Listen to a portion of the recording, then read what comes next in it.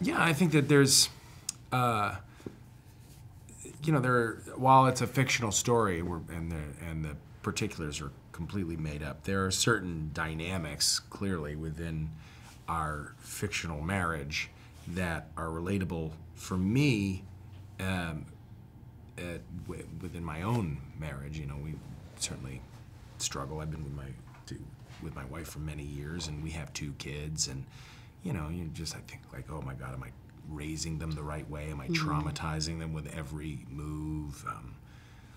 You know, all of these things are issues that most people that I know that are married contend with.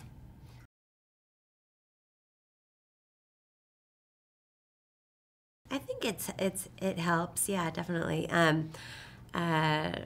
Because I feel very comfortable with Paul, and I feel like he, like I can do anything around him, and I won't feel like embarrassed or feel like he's judging me, or not that actors are like that, but no, I mean I feel very comfortable with him, and it's helpful that Judd is there too. I feel like they both have my back, and that they'll catch me if I fall or if I'm, you know, it's a nice, safe feeling. You're playing a family, and you know, like kind of, you know, an actual family. Like for me, being the outsider, so you know, I'm the only one that's not technically in this family. It's easier for me just because of the history, because we did work together in Knocked Up years ago, and I have worked with Judd several times. But those girls I've known since they were very little, and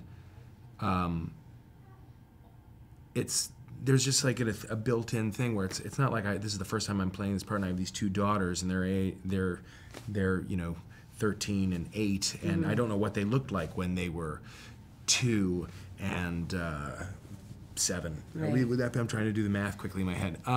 Maybe younger. Well, but the same age differential. Right.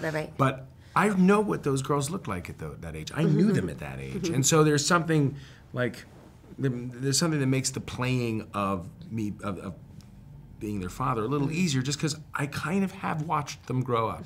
Yeah, I mean, we haven't spent a ton of time together, and they were very skittish of me the first several years, but they've learned to accept me, I think, at this point.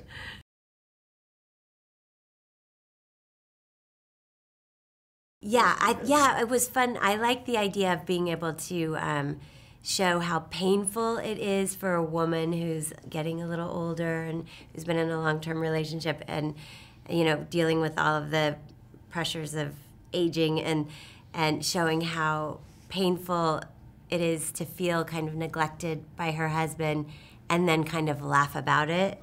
You know, I love that. I love the idea of being able to do that, and we did that with all of the different issues. You know, we show how painful it is, and you can feel how painful it is, and then we find a way to make it funny so that we can all laugh together about it, because everyone's going through it, or most people go through some version of it, you know, some version of you know, having a hard time with it, and it's nice to be able to laugh about it.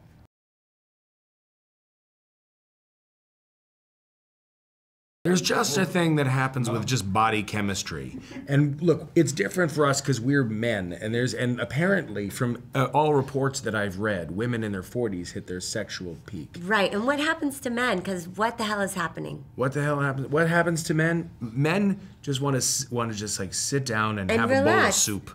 What? They don't but like, watch TV. Is that the truth? I think so. I think that So it's over? It's not over. So it's... But the testosterone levels change, and you know, it has to. Nature knows what it's doing. Yeah, but so what are women supposed to do during that time that you guys are sitting watching TV? Leave us the fuck alone. And go out and find some young stallion to have fun with? Yes. Really? Yes. Okay. Yes. Go do it.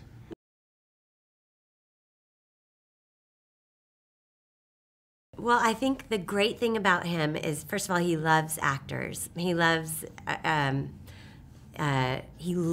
what he does. Like, he's so passionate about it, and he loves probably his work more than anything, sadly. Do you want me to finish answering this? And No, she was. he The sadly piqued my interest.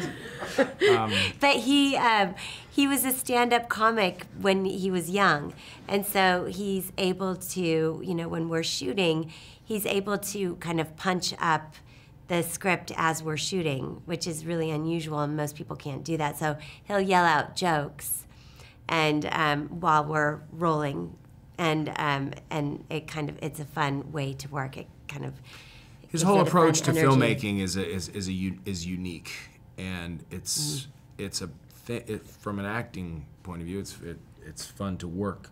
I find the way he works, but what I respond to is that while he's inherently funny and can construct a joke, and a good joke at that, he approaches all of this material from a serious point of view and wants to tell a serious story. Like tell a story that deals with genuine human conflicts and issues, and he approaches it as a drama. And he's less worried about the jokes, and I think that's why the stories are resonant. Yeah.